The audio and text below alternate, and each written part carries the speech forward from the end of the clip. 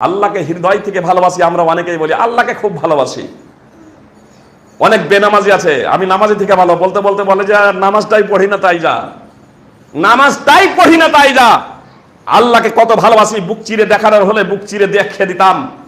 আপনার এই ভালোবাসার আল্লাহর কাছে কোনো গুরুত্ব নেই।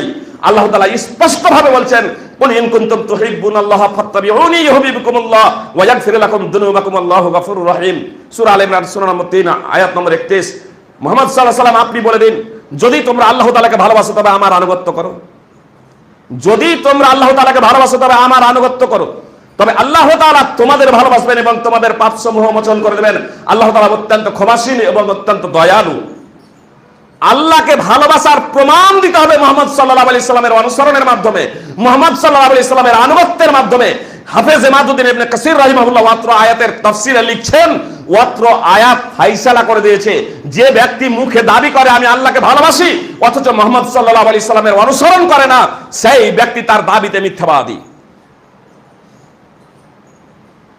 যে ব্যক্তি মুহাম্মদ সাল্লাল্লাহু আলাইহি সাল্লামের অনুসরণ করে না, আকীদা, আমলে, আচার আচরণে, ব্যবহারে, সেই ব্যক্তি যতই দাবি করুক যে আমি আল্লাহ তাআলাকে ভালোবাসি, সে তার এই দাবিতে মিথ্যাবাদী। পবিত্র কোরআনের এই একটি আয়াতই ফায়সালা করে দিয়েছে, যদিও পবিত্র কোরআনে অনেক আয়াত আছে এ ধরনের। এই ভাবাতে প্রায় একাধিক আয়াত আছে যে মুহাম্মদ সাল্লাল্লাহু আলাইহি সাল্লামের অনুসরণ ব্যতীত কেউ আল্লাহকে ভালোবাসতে পারে না। যদি আল্লাহকে ভালোবাসতে হয় তবে মুহাম্মদ সাল্লাল্লাহু আলাইহি সাল্লামের অনুসরণ করতে হবে।